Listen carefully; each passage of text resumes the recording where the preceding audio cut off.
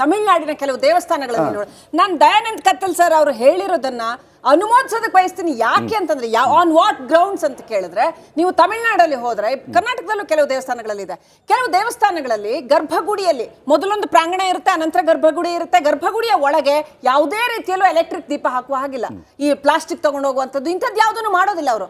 ಅಲ್ಲಿ ಒಂದು energy vibration ಬೇರೆ ಇರುತ್ತೆ. It's not about only material world ಅಲ್ವಾ, ಅಲ್ಲೊಂದು ಎನರ್ಜಿ ವೈಬ್ರೇಷನ್ ಬೇರೆ ಇರುತ್ತೆ. ಅದನ್ನ ಕಾಪಾಡ್ಕೊಂಡು ಬಂದಿರ್ತಾರೆ ಅವ್ರು ಸಹಸ್ರಾರು ವರ್ಷದಿಂದ ತಮ್ಮ ಜೀವನವನ್ನೇ ಮಡಿಪಿಟ್ಟು. ಸೊ ಅದೇ ತರ ಇವರು ಕೂಡ ದೈವಾರಾಧಕರು ಅದೇ ರೀತಿ ಅವರು ಆ ಎನರ್ಜಿ ವೈಬ್ರೇಷನ್ ನ ಪ್ರೊಟೆಕ್ಟ್ ಮಾಡ್ಕೊಂಡು ಬರೋದಕ್ಕೆ ನಾವು ಕೂಡ ಅದನ್ನ ನಾವು ಕೂಡ ಅದನ್ನ ಉಳಿಸ್ಬೇಕಂತಲೇ ಹೋಗ್ತಾ ಇರೋದಲ್ಲ. ಈಗ ಉದಾಹರಣೆ ಆಗಿ ಹೇಳಿದೆ, ಮದಿಪಲ್ಲಿ ನಾನು ಕುಣಿಸಕ್ಕಾಗಿಲ್ಲ, ಅದು ಕುಣಿಸಬಾರ್ದು ಎಂಬ ಕಾರಣಕ್ಕೋಸ್ಕರ ಗರಿನ ಇಟ್ಕೊಂಡು ನಾನು ಆಟ ಆಡಿದೆ. ಹಾಗಾದ್ರೆ ನೋಡುವಂತವ್ರು ಏನು ಅನಿಸಿದ್ರು, ನನಗೆ ತುಂಬಾ ಜನ ಪ್ರಶ್ನೆ ಕೇಳಿದ್ದು, ದೈವ ಹಿಂಗ್ ಕುಣಿತಾ, ಹಾಗಾದ್ರೆ ಅದ್ರ ಮುಖನೇ ತೋರಿಸಲ್ವಾ, ತೋರಿಸಿದ್ನ? ಈಗ ಸಿನಿಮಾ ಮತ್ತು ಮಾಧ್ಯಮ ಇದೆಯಲ್ಲ, ಅದರ ಮಾಹಿತಿಯನ್ನು ಕೊಡೋದು, ಆರಾಧನೆ ಮಾಡೋದು ಆರಾಧನೆ ಅಲ್ಲ. ಸಿನಿಮಾದಲ್ಲಿ ಆರಾಧನೆ ಮಾಡೋದಲ್ಲ, ಅದರ ಮಾಹಿತಿ ಕೊಡೋದು. ಈ ತರ ನೋಡ್ಬೇಕಂದ್ರೆ ಕಳಕ್ಕೆ ಬರಬೇಕು, ನಾವು ಅದನ್ನ ಹೇಳ್ತೀವಲ್ಲ. ಈಗ ಡಕ್ಕೆಬಲಿಯನ್ನು ನೀವು ಡಕ್ಕೆಬಲಿ ಈಗಲೂ ಕೂಡ ಮೂಲ ರೀತಿಯಲ್ಲೇ ಅಲ್ಲಿ ನಡೆಯುತ್ತೆ ಸರ್. ಅದನ್ನ ನಾವು ಸಿನಿಮಾದಲ್ಲಿ ಹಿಂಗಾಗತ್ತೆ ಅಂತ ತೋರಿಸೋದು ಹೆಂಗೆ, ಅದನ್ನ ಮಾಡಿ ತೋರಿಸಬೇಕು ಅಂತ ಸಂಬರಪೂರ್ವಕವಾಗಿ ಕೈ ಮುಗಿದು ಹೇಳುವಂತದ್ದು. ಹೇಳಿ ಸರ್, ಹೇಳಿ ಸರ್. ಒಂದು ವಿಷಯ, ಚಲನಚಿತ್ರದಲ್ಲಿ ಒಂದು ಚೂರಿ ಹಾಕುವ ಸನ್ನಿವೇಶ ಇದೆ, ಅದನ್ನು ನೈಜವಾಗಿ ಚೂರಿ ಹಾಕಿ ತೋರಿಸ್ತೀರೋ, ಹಾಕಿದ ಹಾಗೆ ಭಾವನೆ ಬರುವ ಹಾಗೆ ತೋರಿಸ್ತೀರೋ? ಭಾವನೆ ಬರುವ ಹಾಗೆ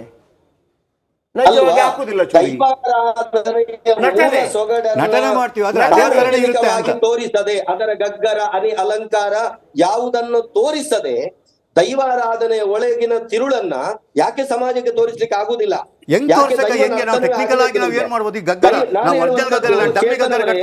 ದೈವಾರಾಧನೆಯ ವಿಷಯ ಇಲ್ಲದೆ ನಿಮ್ಗೆ ಚಲನಚಿತ್ರ ಮಾಡಿ ನಿಮ್ಗೆ ಗೆಲ್ಲಿಕ್ಕೆ ಆಗೋದಿಲ್ವಾ? ಅದು ಸೆಕೆಂಡ್ರಿ ಆಗೋದಿಲ್ವಾ? ಹಾಗಾದ್ರೆ ಇದೇ ಇದರ ಯಾವುದೋ ಬೆಂಗಳೂರಲ್ಲಿ ಬಂಟ ಸಂಘದಲ್ಲಿ ಒಂದು ತುಳುಕೂಟದ ಯಾವುದೋ ಒಂದು ಕೊರಗಜ್ಜನ ಇದು ಕಟ್ಟಿದ್ರು. ಆಗ ಅದನ್ನ ಇಲ್ಲಿ ಬಂದು ಕಟ್ಟುವಾಗ ಆಗ ನಾವುಗಳು ಏನ್ ಮಾಡ್ತಿದ್ವಿ, ಆಗ ಅದನ್ನ ವಿರೋಧ ಈಗ ಎಲ್ಲ 83ರಲ್ಲಿ ಒಂದ್ಸಲ ಆಗೋಯ್ತು.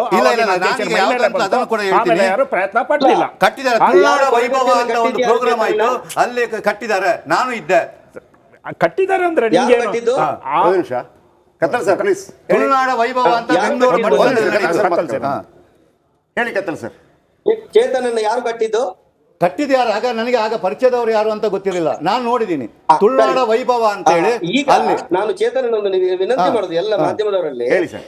ಬೆಂಗಳೂರಿಗೆ ಹೋಗಿದೆ, ಮೈಸೂರಿಗೆ ಹೋಗಿದೆ, ಪ್ರಪ್ರಥಮವಾಗಿ ಅದನ್ನೆಲ್ಲ ನಾವು ವಿರೋಧಿಸ್ತಿದ್ದೇವೆ ಚೇತನ. ಯಾರು ದೈವಾರಾಧನೆ ಹೆಂಡ ತರಾಯಿ ದುಶ್ಚಟ ಮಾಡ್ತಾರೋ ಅದನ್ನು ವಿರೋಧಿಸ್ತಿದ್ದೇವೆ ನಾವು. ಅಲ್ಲ, ಖಂಡಿತ ಆ ವಿಷಯದಲ್ಲಿ ಇವ್ರ ಗೌರವ ಇದೆ ಸರ್. ಇಡೀ ತುಳುನಾಡಲ್ಲಿ ಒಬ್ಬ ದೈವ ಸೇವಕರಾಗಿ ಬ್ರಾಹ್ಮಣನಷ್ಟು ನಿಷ್ಠೆಯಲ್ಲಿ ಮಾಡಿದಂತ ವ್ಯಕ್ತಿ ಒಬ್ಬನೇ, ಅದ್ರಲ್ಲಿ ನನಗೆ ಕೂಡ ಇದಿದೆ. ಈ ಕತ್ತಲ್ ಸಾರ್ ಅವರು ಒಬ್ರು ಮಾತ್ರ ಇರೋದು, ಅಂದ್ರೆ ಯಾವುದೇ ಇದಿಲ್ಲದೆ. ಈಗ ನಾನು ಈ ರಾಘವೇಂದ್ರ ವೈಭವದ ಕಥೆ ಹೇಳಿದೆ. ರಾಜ್ಕುಮಾರ್ ಸಿನಿಮಾವನ್ನು ಮಾಡುವಾಗ ಕಾಲಿಗೆ ಚಪ್ಪಲಿ ಹಾಕದೆ, ಯಾವುದೇ ರೀತಿಯ, ಅವ್ರು ಬಹಳ ನಾನ್ ವೆಜ್ ಪ್ರಿಯರು, ಅದನ್ನು ಯಾವುದನ್ನು ಮಾಡದೆ ಅದನ್ನ ಮಾಡಿದ್ರು, ಆ ಸಿನಿಮಾವನ್ನ ಮಾಡಿದ್ರು. ಅದು ಅವರು ಆ ಸಿನಿಮಾ, ಅದು ಕೂಡ ಅವ್ರು ರಾಘವೇಂದ್ರ ಅಲ್ಲ, ಅವರು ರಾಘವೇಂದ್ರರ ಪಾತ್ರವನ್ನ ಮಾಡುವಂತ ಸಂದರ್ಭದಲ್ಲೂ ಕೂಡ ಅದನ್ನ ಯಾವಾಗ ನಮಗೆ ರಾಘವೇಂದ್ರ ವೈಭವ ನೋಡಿದ್ವೋ, ಇವನ್ ರಜನಿಕಾಂತ್ ಮಾಡಿದ್ರು 100ನೇ ಸಿನಿಮಾ, ತಮಿಳುನಾಡಲ್ಲಿ ಗೊತ್ತೇ ಇಲ್ಲ ರಾಘವೇಂದ್ರ ಅನ್ನುವಂತ ಒಬ್ರು ಮಹಾ ಸರ್. ರಿಷಭನು ಮಾಡ್ಯಾರೆ ಸರ್, ಯಾವುದೇ ನಾನ್ ವೆಜ್ ತಿನ್ನದೆ ಎಲ್ಲ ವೃತ್ತಲ್ಲಿ ಇದ್ಕೊಂಡು ಅವರು ಮಾಡ್ಯಾರ, ನಾನು ಮಾಡಿದ್ದೀನಿ. ಒಂದು ಕಾಲಘಟ್ಟದಲ್ಲಿ ಮದಿಪು ಮಾಡೋದು ಮುಂಚೆ ದೇವರ ಬಗ್ಗೆ ನಂಬಿಕೆ ಇರಲಿಲ್ಲ, ನನ್ನ ನಂಬಿಸುವಂತೆ ಮಾಡಿದ್ದು ಮದಿಪು ಕಥೆಯಲ್ಲಿ. ಯಾಕಂದ್ರೆ ಕರೆಂಟ್ ಎಲ್ಲ ಹೋಯ್ತು, ಎಲ್ಲ ಆಗಿ ಕೇಪಳುವ ಕಾಣದಂಗಾಗಿ ಈ ತರ ಎಲ್ಲ ಸೃಷ್ಟಿ ಮಾಡಿ ನೀವು ಅದನ್ನು ಬರೆದ್ರಿ. ಈಗ ನಮಗೆ ದೈವದ ಮೇಲಿರುವಂತ ಅಪಾರ ನಂಬಿಕೆ ಏನು ಅಂತಂದ್ರೆ ತಕ್ಷಣ ಅದಕ್ಕೆ ಒಂದು ಉತ್ತರ ಕೊಡುತ್ತೆ ಅದು ಅಂತ. ಹೌದು, ತಕ್ಷಣ ಕೊಡುತ್ತೆ ಸರ್. ಈಗ ಶ್ರೀಲಕ್ಷ್ಮಿ ಅವ್ರಿಗೂ ನಾನು ಹೇಳ್ತಿರೋದು, ಅದು ಹೇಗಿರುತ್ತೆ ಅಂದ್ರೆ, ಒಂದು ಕುಟುಂಬ ತಪ್ಪಿ ಹೋಗಿರುತ್ತೆ ಅಂತ ಇಟ್ಕೊಳ್ಳಿ, ದೈವದ ಬಂದು ಕೇಳುತ್ತೆ ನನ್ನ ಕುಟುಂಬ ಯಾವುದು ಅಂತ. ಅದು ಹೇಳುತ್ತೆ ನೀನು ನನ್ನ ಕುಟುಂಬ ಅಂತಂದ್ರೆ ಹೇಳುತ್ತೆ ನಂದೇ ಕುಟುಂಬ, ಇಲ್ಲ ಅಂತಂದ್ರೆ ಅವನು ಎಷ್ಟೇ ಶ್ರೀಮಂತನಾಗಿರ್ಲಿ ಇದನ್ನ ದೈವ ಏನಾದ್ರು ಒಂದು ಇವರಿಗೆ ಕಾಪಾಡಿ ಅಂತ ಏನಾದ್ರು ಕೊಟ್ಟಿದೆ ಇಲ್ಲಲ್ಲ. ನಾ ಹೇಳಿದ್ ನನಗೆ ಕೂಡ ಭಯ ಇದೆ, ನಾನು ಈಗ ಒಂದು ಕತೆ ಮಾಡ್ತೀನಿ ಅಂತಂದಾಗ ಆ ಭಯದ ಮುಖಾಂತರ ಮಾಡಿರ್ತೀನಿ ಅಂತ. ಚೇತನ್ ಮುಂಡಾಡಿ ಅವರೇ, ಬಟ್ ನಂಗೆ ಐ ಹೋಪ್ ದಯಾನಂದ್ ಕತ್ತಲ್ ಸರ್ ನಾನು ಹೇಳೋದನ್ನ ಬಹುಶಃ ಅನುಮೋದಿಸಬಹುದು ಅಂತ ಅನ್ಸತ್ತೆ. ಹಾಗೆಯೇ ಸುಂದರರಾಜ್ ಅವ್ರಿಗೆ ಏನ್ ಹೇಳ್ತಾರೋ ಗೊತ್ತಿಲ್ಲ, ಬಟ್ ಇದರಲ್ಲಿ ಯಾರು ಆ ಗೆರೆಯನ್ನು ಎಳಿಬೇಕು, ಕಲಾವಿದರ ಇದ್ರ ನಿರ್ಧಾರ ಮಾಡೋದು ಯಾರು? ಇದನ್ನ ಆ ದೈವಾರಾಧನೆಯನ್ನು ಸಾವಿರ ವರ್ಷಗಳಿಂದ ಮಾಡ್ಕೊಂಡು ಬಂದು ಅದ್ ಏನು ಅಂತ ತಿಳ್ಕೊಂಡು ಜೀವಂತ ದೈವದ ರೀತಿಯಲ್ಲಿ ಇರ್ತಕ್ಕಂತ ಆ ಜನಗಳು ನಿರ್ಧಾರ ಮಾಡಬೇಕು, ಅಥವಾ ಸುಮ್ಮನೆ ನಿಂತ್ಕೊಂಡು ನೋಡೋರು ನಿರ್ಧಾರ ಮಾಡಬೇಕು, ಅಥವಾ ಅದರೊಳಗಡೆ ಭಾಗವಹಿಸುವ ಕುಟುಂಬಗಳು ಎಲ್ಲ ಜನ ಸಮುದಾಯಗಳು ಭಾಗವಹಿಸ್ತವೆ. ಇಲ್ಲ ದೈವಗಳು ಯಾರಿಗೆ ಸೇರಿದೆ ಅವರು ನಿರ್ಧಾರ ಹಾಗಂತೇಳಿ ಈಗ ರಿಷಬ್ ಶೆಟ್ಟರನ್ನ ಮಾಡಿದ್ದಾರೆ ಎಂಬ ಕಾರಣಕ್ಕೆ ಬಹಿಷ್ಕರಿಸ್ತೀವಿ ನಾವು ಅಂತಂದ್ರೆ ಯಾರು ಕೊಟ್ಟಿದ್ಯಾರು? ನಾನು ಇದೇ ಪ್ರಶ್ನೆಯನ್ನು ದಯಾನಂದ್ ಕತ್ತಲ್ ಸರ್ ಅವ್ರಿಗೂ ಕೇಳೋದಕ್ಕೆ ಬಯಸ್ತೇನೆ. ಸರ್, ಯಾರು ಇದನ್ನು ನಿರ್ಧಾರ ಮಾಡಬೇಕು? ಒಂದು ಹಂಬಲ್ ಆಗಿರ್ತಕ್ಕಂಥ ಪ್ರಶ್ನೆ. ಒಳ್ಳೆ ಪ್ರಶ್ನೆಯನ್ನ ತಾವು ಕೇಳಿದಿರಮ್ಮ. ದೈವಾರಾಧನೆ ಅನ್ನುವುದಕ್ಕೆ 48 ವಿಭಾಗದ ಚೌಕಟ್ಟಿದೆ. 16 ಗುತ್ತು, 16 ಒಳಗುತ್ತು, 16 ಸೇವಾ ನಿರತರು ಅಂತೇಳಿ. ಈ 16 ಗುತ್ತು ಮನೆತನ, 16 ಒಳಗುತ್ತಿನವರು ಇವರೆಲ್ಲ ಸೇರಿ ಮಾನಸಿಕ ಮತ್ತು ದೈಹಿಕ ವ್ಯಾಧಿಗೆ ಮದ್ದು ಮೂಲಿಗೆಯನ್ನು ಕಂಡು ಹುಡುಕುವಂತಹ ಆನೆದ ನುರ್ಕು, ಕುದುರೆದ ಸೊರಕು, ನವಿಲಿದ ನಲಿಕೆ, ಇಟ್ಟಿರಿ ಪಕ್ಕಿದ ಸೊರೋ, ಇದೇ ರೀತಿಯಲ್ಲಿ ಕಂಡು ಹುಡುಕಿದಂತಹ ಒಂದು ಶ್ರೇಷ್ಠ ಆರಾಧನಾ ಕಲೆಯನ್ನು ನಡೆಸಿಕೊಂಡು ಹೋಗ್ತಾರೆ. ಇದರ ಜವಾಬ್ದಾರಿ ಎಲ್ಲರಿಗೂ ಇದೆ.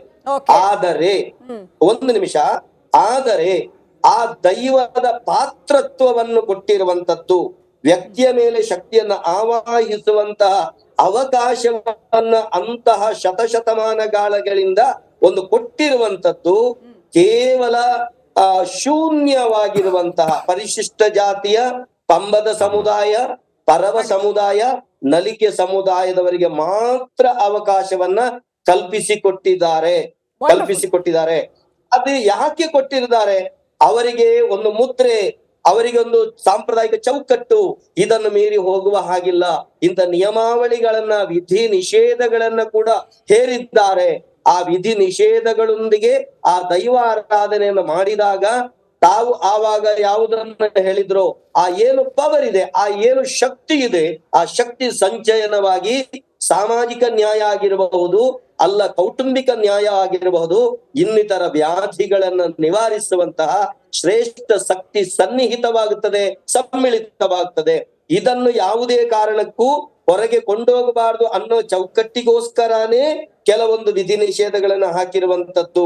ನಮ್ಗೆ ಕೂಡ ಯಾಕೆ, ನಾನೊಬ್ಬ ಕೇಂದ್ರ ಸರ್ಕಾರದ ಅಂಚೆ ಇಲಾಖೆ ಉದ್ಯೋಗಿ ಆಗಿದ್ರು ಕೂಡ ನನ್ನ ಜುಟ್ಟಿಗೆ ಕತ್ತರಿ ಹಾಕ್ಲಿಲ್ಲ, ನನ್ನ ಕೈಯ ಕಡಗವನ್ನ ತೆಗಲಿಲ್ಲ, ಕಾಲಿನ ಕಾಲುಂಗುರವನ್ನ ರಿಮೂವ್ ಮಾಡ್ಲಿಲ್ಲ. ಯಾಕೆ? ಪೂರ್ವ ಪರಂಪರೆಯನ್ನ ಯಾವುದೇ ರೀತಿಯಲ್ಲಿ ನಾವು ಬಿಡಬಾರ್ದು ಅನ್ನುವ ಕಟ್ಟು ನಮಗೆ ಮುದ್ರಾಧಾರಣೆ ಆಗುವಾಗ ಇತ್ತು. ಅದನ್ನು ನಾವು ಅನುಭವಿಸಿಕೊಂಡು ಬಂದದ್ರಿಂದ ಅದನ್ನ ಮಾಡ್ಕೊಂಡು ಹೋಗಿದ್ದೇವೆ. ಆದ್ರಿಂದ ಇದರ ಪರಿಪೂರ್ಣ ದೈವ ನರ್ತನವನ್ನ ಎಲ್ಲೂ ಕೂಡ ಮಾಡದೇ ಇರುವ ಹಾಗಿರುವಂತ ಜವಾಬ್ದಾರಿ ಯಾರದ್ದು ಅಂತ ಕೇಳಿದ್ರೆ ದೈವ ನರ್ತಕರದ್ದು. ಅದನ್ನ ಸೆಳೆದು ಇನ್ನೊಬ್ಬ ಮಾಡ್ತೇನೆ ಅಂತ ಇನ್ನೊಬ್ಬರ ಹತ್ರ ಮಾಡಿಸ್ತೇವೆ ಅಂತ ಹೇಳಿದ್ರೆ ಅದು ಅಪರಾಧ ಆಗ್ತದೆ. ಅದು ದೈವದ ಭಾಷೆಯಲ್ಲಿ ಅಪರಾಧ ಆಗ್ತದೆ. ಈಗ ವೇಷ, ಈಗ ಒಂದು ವೇಳೆ ಸಿನಿಮಾ ಇದರಲ್ಲಿ ಆಗರ ವರ್ಗ ಮಾಡಬಹುದಾ? ಈಗ ಅವರ ಲೆಕ್ಕದಲ್ಲಿ ಅದು ಮಾಡಬಹುದು ಅಂತ ಅರ್ಥ. ಅವ್ರನ್ನೇ ಕರೆಸಿ ಮಾಡಬಹುದಾ?